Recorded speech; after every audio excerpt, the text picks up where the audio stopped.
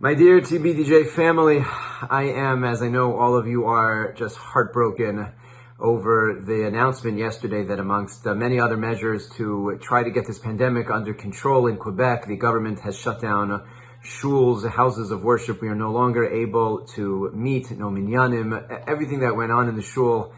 And it's never ending. It just seems like it's never ending. And every time we seem to be breaking through and returning to somewhat of a sense of normalcy, it's a number of steps backward, and it is a difficult piece of news to hear, of course, as we enter into Shabbos. And I wanted to just share a quick thought, a quick Dvar Torah on our Parsha to bring us into Shabbos in the right frame of mind.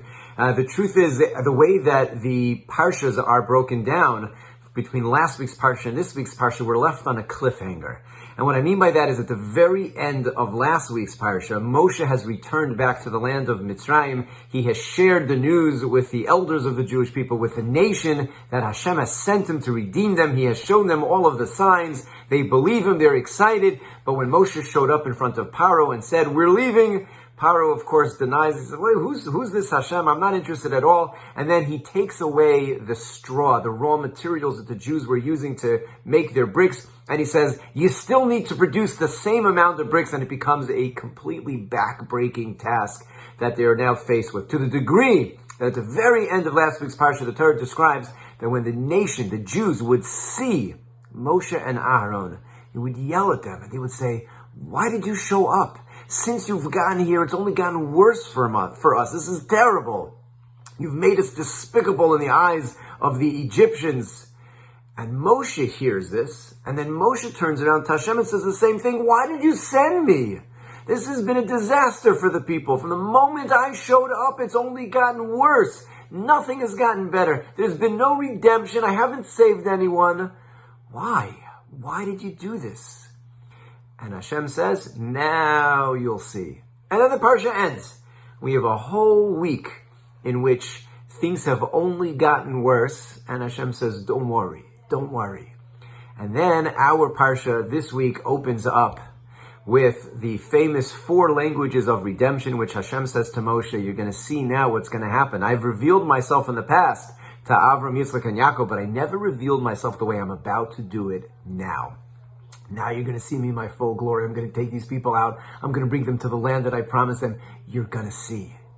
But the people are already broken. And the Torah says they don't even listen. They can't hear the message that Moshe delivers because they're so broken.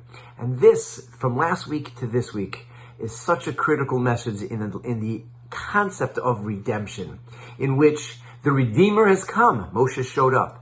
But it gets worse before it gets better. Even when the actual redemption has begun, Moshe shows up, he shows everybody the signs, he does all the miracles, and it still gets worse. And Paro takes away the straw, and the people are broken to the degree that they can't even hear Moshe when he then tells them the 4 languages of redemption. They don't want to hear it. They're done. They say, "Moshe, go away. We don't even have the strength to listen to your message."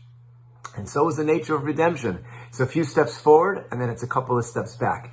And the Torah reveals to us things don't happen smoothly. Processes take time. They take detours, steps forward, steps back. Just when you think it can't get any worse, it does. Then it begins to get better. It's just the way that it goes. And the redemption of the Jewish people was in such a manner in which it was not simple, it was not straightforward, it had a lot of ups and downs. And so it is in life throughout all of our lives, in big issues and small issues, and in issues like the pandemic. It's just the way it goes. Just when you think you're done, a few more steps back. We're going to get through this. We're going to get through this together as we enter into Shabbos, a Shabbos in which we can't physically be together. We're going to figure out a way to have minyanim, whether they be outside. We'll find places, and if we can't find places, we'll do it over Zoom.